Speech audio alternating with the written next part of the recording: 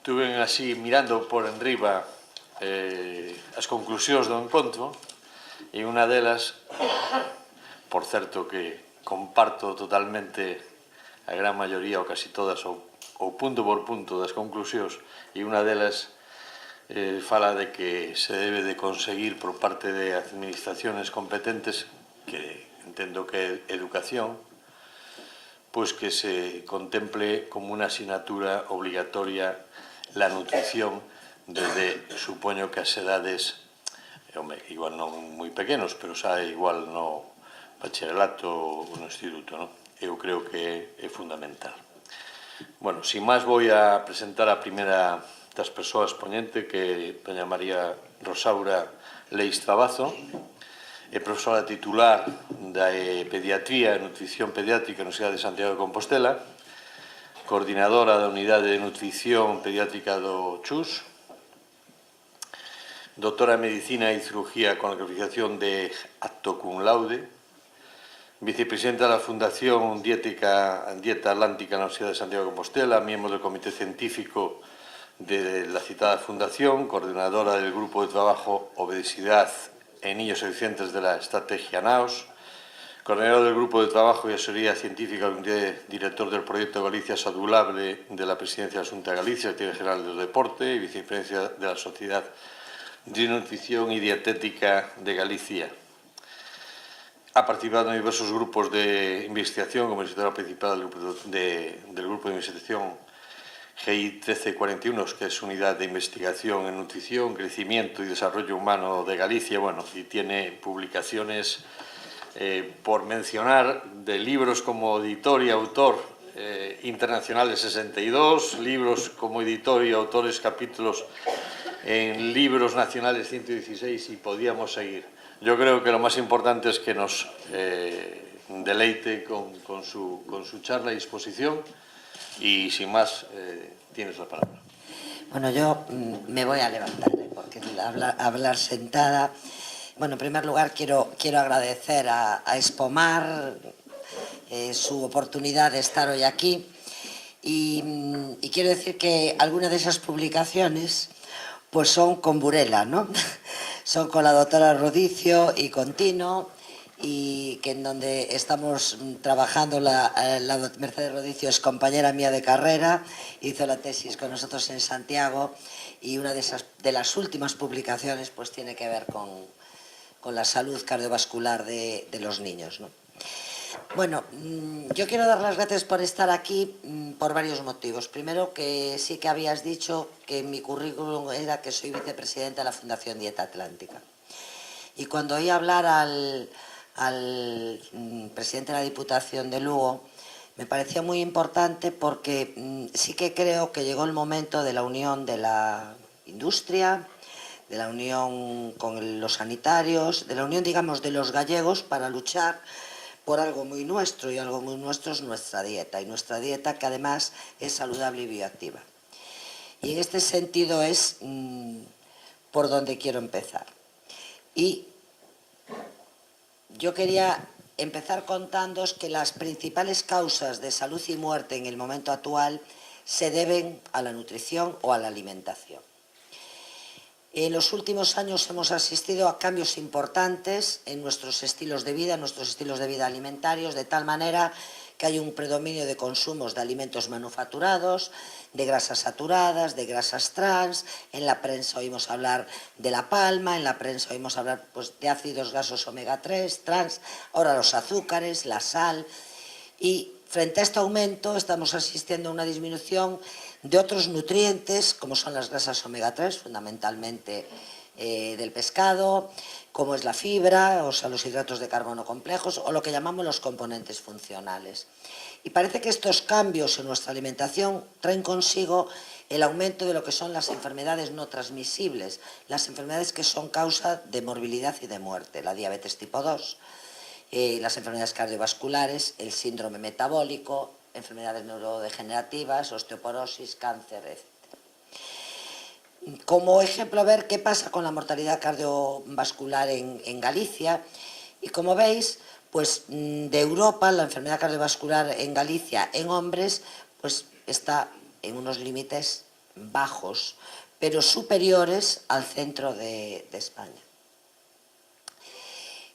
Con respecto a la enfermedad cerebrovascular, también veis que es superior pues, en el sur de España que en el norte.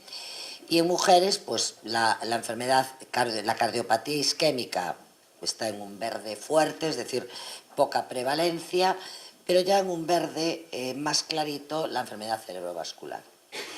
La otra gran patología es la obesidad. Y me estará pensando la doctora Rodríguez que si no habla de obesidad no le va bien. Pues es que tenemos que hablar de obesidad. Y tenemos que hablar de obesidad porque es hoy la enfermedad nutricional más prevalente y que está en la base de las otras patologías. Y el problema no debe ser tan sencillo. Y no debe ser tan sencillo porque en el año 85 en los Estados Unidos, que tienen muchos defectos, pero si tienen alguna virtud es que meten dinero en lo que creen que es importante. Y en el año 85 empezaron a decir, oye, vamos a pelear contra esto porque este es un problema gordo y en el año 2000 no habrá en los Estados Unidos ningún obeso. En el año 85 había algún estado en donde la prevalencia de obesidad entre el 10 y el 14%, empezaron a trabajar desde el punto de vista económico, sanitario. En el año 90 este era el panorama, en el año 95 ya la mitad de los Estados Unidos estaba entre el 15 y el 20%, en el año 96, en el 98 seguían metiendo dinero, pero ya la prevalencia era de un 20%, 99, 2000, 2001 ya había un estado que estaba por encima del 25%, 2005, 2010 ya hay estados por encima del 30% y además sí que quiero destacar aquí que fijaros, los estados que tienen las cifras más altas son los estados del sur, los estados digamos menos desarrollados económicamente, que es un poco lo que está pasando en Europa y en nuestro país. Es decir, la obesidad es la mayor discriminación social en el momento actual. Empezó siendo elevada en los niveles socioeconómicos altos y en estos momentos en donde tenemos el problema fundamental de la obesidad es en los niveles socioeconómicos bajos. Bueno, la obesidad es la epidemia global, es el nuevo síndrome mundial y sobre todo, que también lo decía el moderador de la mesa, es el trastorno nutricional y metabólico más prevalente en la edad pediátrica. Y por tanto es ahí en donde tenemos que empezar a actuar. No solamente para curar la obesidad, sino que es ahí en donde tenemos que empezar a educar en estilos de vida. Y educar a través de la escuela, y educar a través de asignaturas de estilos de vida saludables. Yo ayer estuve, espero que me des 22 minutos en vez de 20, porque como me enrollo mucho hablando, pero yo ayer estuve en una reunión que organizaba la Dirección General de Salud Pública en Santiago y era con niños de los colegios que presentaban proyectos de investigación. Y después de aquella reunión uno dice, bueno, pues hay esperanza, ¿no? Porque la gran labor que están haciendo los profesores en los colegios y los niños en trabajos sobre alimentación saludable, la importancia del pescado, las campañas que hay de la Consellería y vuestras mismas, ¿no? de los armadores en intentar fomentar el consumo de alimentos saludables, estoy segura que van a tener sus beneficios, ¿no? ¿Por qué es tan importante la edad pediátrica? Pues por varios motivos. Primero, porque un niño obeso tiene mucho más riesgo de convertirse en un adulto obeso. Pero además, porque el niño va a ser un vehículo para la educación nutricional. El niño no solamente va a mejorar sus hábitos, sino que va a actuar sobre la familia mejorando los hábitos de la familia. Y además, porque el niño obeso tiene ya enfermedades asociadas. No es, como decimos en Galicia, bueno, deixo estar que si lleven unha voltiña, no hai voltiña que valga. El niño obeso tiene un daño ya metabólico que aunque luego mejore o pierda grasa corporal, ese daño metabólico quedó ahí. ¿Qué pasó en Galicia, así muy rápido? ¿Qué pasa en España? En España el Ministerio hizo un estudio, el estudio Aladino 11, Aladino 13, empezaron a decir en el último estudio que parecía que íbamos frenando la prevalencia de obesidad. Bueno, lo que es cierto es que en el año 1999 Livingstone, en un llama ya del 2012, publicaba que la prevalencia de obesidad en Estados Unidos se había estabilizado en adultos en el 35% y en niños en el 17%. Bueno, la obesidad en el año 2013 en niños en España está en el 17,6%. Por tanto, estamos en cifras como las de los Estados Unidos cuando decían se va a estabilizar. ¿Qué pasó en Galicia? Bueno, en Galicia en los últimos años, en el estudio Galinut, en el que también formó parte la doctora Rodicio y que dirigía el profesor Rafael Tojo, que era mi maestro, pues la prevalencia, el peso, el incremento en los últimos 21 años, como media, para un niño de 10 años aumentó en 7 kilos, como media.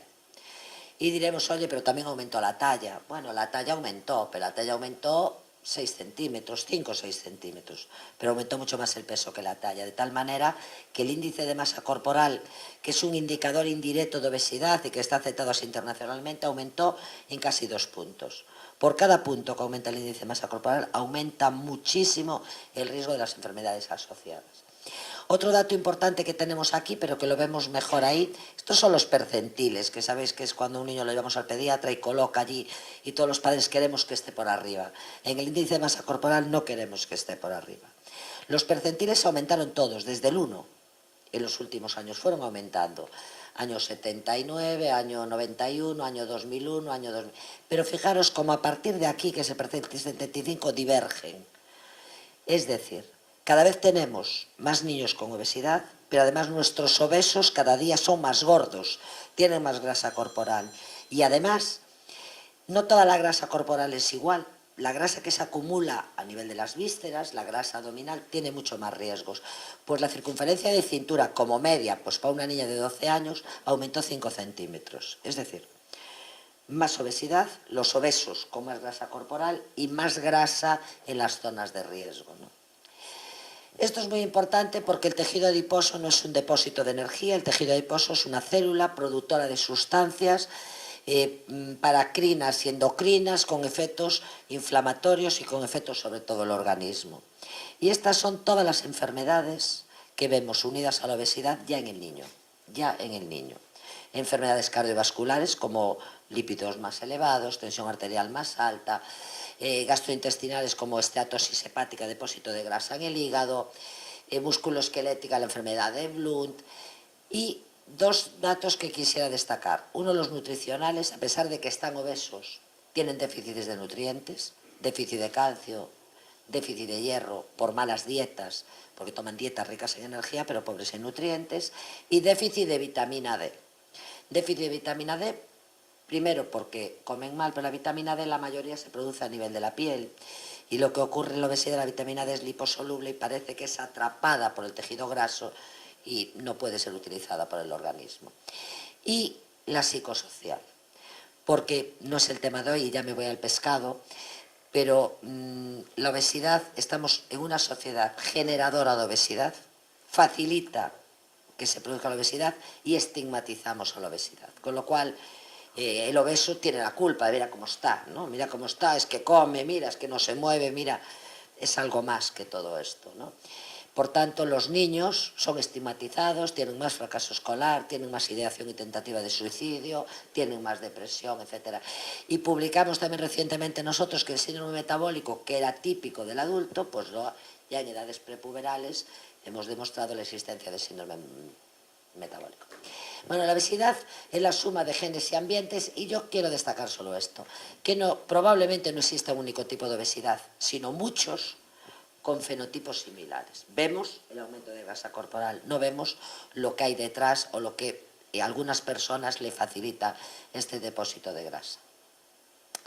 También decir que yo hasta hace poco en las charlas siempre decía, bueno, esto no es un problema genético, porque los genes necesitan mucho tiempo para cambiar y esto es un problema ambiental. No podríamos, yo creo que hoy ya no podemos decir esto. Efectivamente, para que haya una mutación hacen falta mucho tiempo, ¿no? Pero para que haya lo que llamamos cambios epigenéticos, es decir, para que el ambiente permita o no permita la expresión de determinados genes, no hace falta tanto. Y probablemente lo que estamos asistiendo es a cambios epigenéticos, a factores ambientales que están permitiendo la expresión de determinados genes.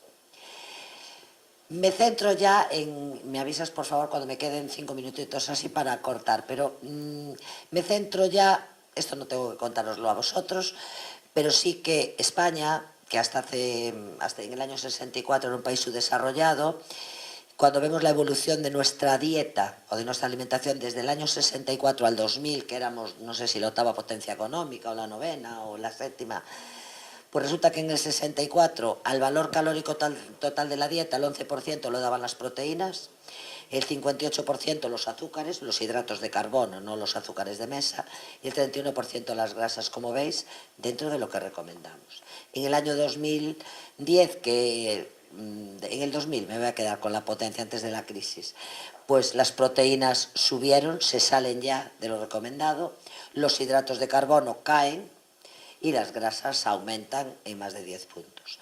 Esto es como una tarta, por tanto, yo reparto la energía en 3 fracciones, por tanto, si aumenta una es que disminuye otra, ¿no? La dieta de nuestro país, potencia económica, es peor que la dieta de cuando éramos un país subdesarrollado.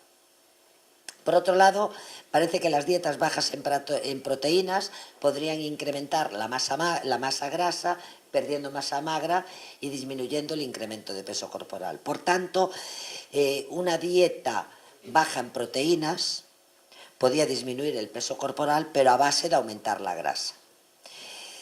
Nos hacen falta dietas ricas en proteínas. El pescado es un buen aporte proteico también, ¿no? Esto no me atrevo ni a ponerlo por el foro en el que estoy hablando, pero sí destacar que Galicia es una gran potencia marítima de la pesca y decía el presidente de la Diputación, Lugo y la costa lucense, pues está claro. ¿Y qué aportan los productos del mar? Pues los productos del mar tenemos pescados, mariscos, moluscos, crustáceos, son una fuente única de ácidos grasos omega 3, sobre todo los omega 3 de cadena muy larga, de más de 20 átomos de carbono, que son el eicosapentanoico, el EPA y el docosahexanoico. Pero además, los pescados, los mariscos y las algas aportan vitaminas y aportan minerales como magnesio, yodo, zinc, calcio, selenio, potasio, etc.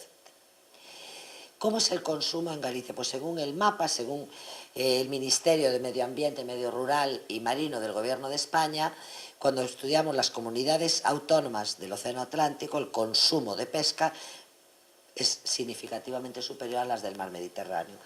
No pretendo poner en duda las ventajas de la dieta mediterránea, que además es patrimonio de la humanidad. Lo único que voy a intentar decir es que la dieta atlántica no es peor que la dieta mediterránea y que en el norte de España no hacemos dieta mediterránea. En Burela hacemos la dieta de Burela, o deberíamos hacer la dieta de nuestros abuelos y de nuestras casas. ¿Cuáles son los beneficios de estos omega 3? Pues actúan sobre las membranas celulares, favoreciendo la fluidez y la estabilidad. Son fundamentales para el desarrollo cerebral y de la retina, pero vamos a ver cómo de órganos tan importantes como el esperma, el corazón o el hígado influyen en el metabolismo energético, inhiben la muerte celular, la muerte neuronal, tienen beneficios para evitar el deterioro cognitivo, tienen beneficios en la función cardiovascular y tienen beneficios en la longevidad. Fijaros que cuando uno habla de omega 3 o habla de ácidos grasos parece que vamos a decir, oye, pues son ácidos grasos que van al tejido adiposo. Pues no. Los omega 3, el DHA, el docosahexanoico, se encuentra en la retina, en el esperma y en el cerebro, también eritrocitos, bazo, hígado, pero sobre todo retina, esperma y cerebro. Son tan importantes estos ácidos grasos que, fijaros, cuando estudiamos la calidad y la fertilidad en el varón, pues hay diferencias significativas entre aquellos que son normozoospermicos o aquellos que los espermatozoides son más lentos, es decir, que tienen más problemas de fertilidad, de manera que los ácidos grasos poliinsaturados, sobre todo el DHA, el docosahexanoico, es más elevado en los normozoospermicos. Lo mismo ocurre con la fertilidad de la mujer. Parece que el DHA regula la expresión de genes implicados en el desarrollo del folículo, en la maduración del ovocito, en la función del cuerpo lúteo, etc. Bueno, otro dato que me parece importante destacar, 5 minutos. Otro dato que parece importante destacar es qué efecto tiene en la mujer embarazada. Una alta concentración de DHA, este es el estudio de Quebec, demuestra que hay una mayor duración en el embarazo, por tanto menos riesgo de parto prematuro, mayor madurez en el niño, mayor agudeza visual a los 6 meses y mayor desarrollo cognitivo y psicomotor. Otro dato importante es que hay más concentración en el plasma de cordón que en la sangre materna.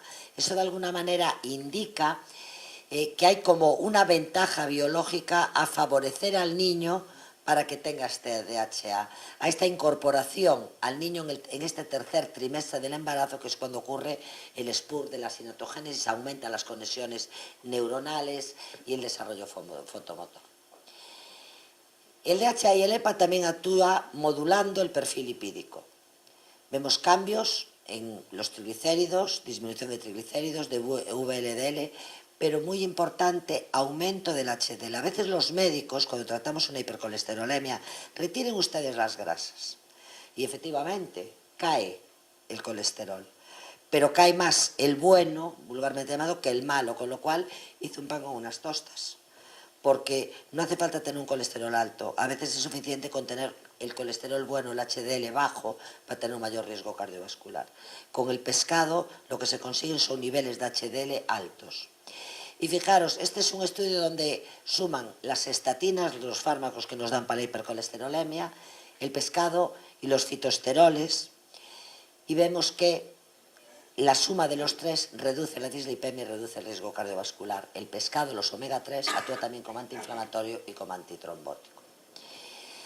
Bueno, de tal manera que cuando damos estos ácidos grasos omega 3 disminuye la mortalidad cardiovascular, disminuye la muerte súbita y el estoque isquémico, con una fuerte evidencia científica, hasta tal punto que en las guías americanas, en el tratamiento del infarto agudo de miocardio, del posinfarto, entra el consumo de DHA y de EPA. Tiene efectos importantes también sobre la depresión.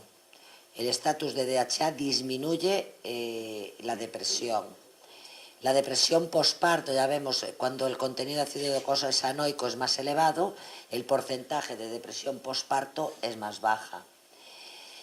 En el caso de la demencia hay estudios también que evidencian que cuando damos DHA y EPA a personas a partir de una edad y hacen un estudio longitudinal, ven que aquellos que desarrollan demencia son los que consumen menores cantidades de estos ácidos grasos de cadena larga. Y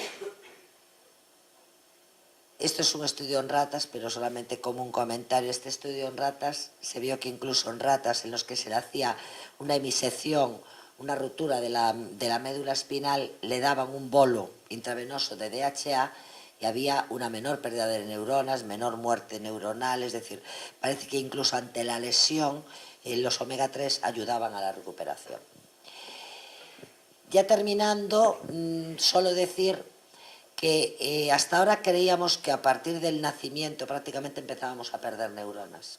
Ahora sabemos que sí, esto es así, perdemos neuronas, pero aumentamos conexiones nerviosas. Es decir, nuestro cerebro es plástico y va a depender de los estímulos el que mantengamos este desarrollo cerebral más tiempo. Pues parece que el DHA y el EPA, la dependencia de él continúa durante todo el ciclo vital. No solamente es fundamental en el niño para el desarrollo del cerebro y de la retina, sino a lo largo de la vida.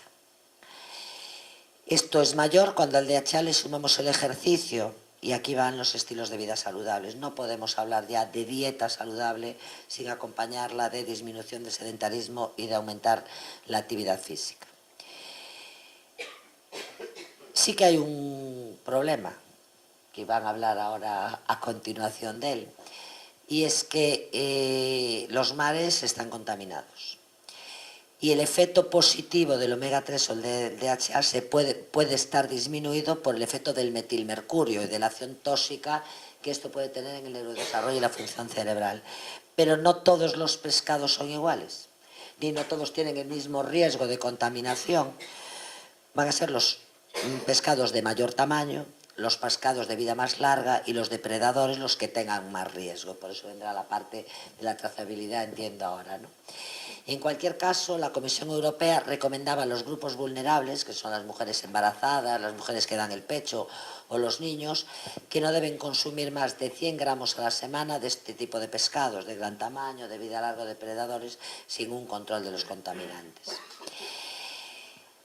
Y para terminar, que dejo mucho en la tintera para que me invitéis el año que viene o dentro de 2, pero para terminar así rápido, solo deciros que Galicia, que lo sabéis, somos la comunidad más longeva. Y sin ninguna duda los genes pueden tener su influencia, pero nuestros estilos de vida también. El problema es que cuando presumimos decimos, oh, mira que somos longevos. Son longevos nuestros abuelos. Son longevos los que hoy tienen 100 años y 101 y siguen sachando y entran y salen y nos cuidan a los jóvenes. Pero estos no tuvieron la dieta que tuvimos nosotros y tuvieron todas las ventajas del desarrollo. O sea, tuvieron una buena dieta, tuvieron actividad física y tuvieron una buena sanidad que les cuida después. El problema somos nosotros y sobre todo los que nos vienen detrás, que no tienen la dieta tradicional de sus abuelos, que no tienen el consumo de pescado, que venían de pescar y ya lo hacían en casa cocido. Yo supongo que vosotros lo recordaréis como yo, cuando venía alguien de fuera y decía, en Galicia tenéis unos productos maravillosos, la pena es que no sabéis cocinar, porque no, ahí todo lo cocéis, ahí no cocináis nada.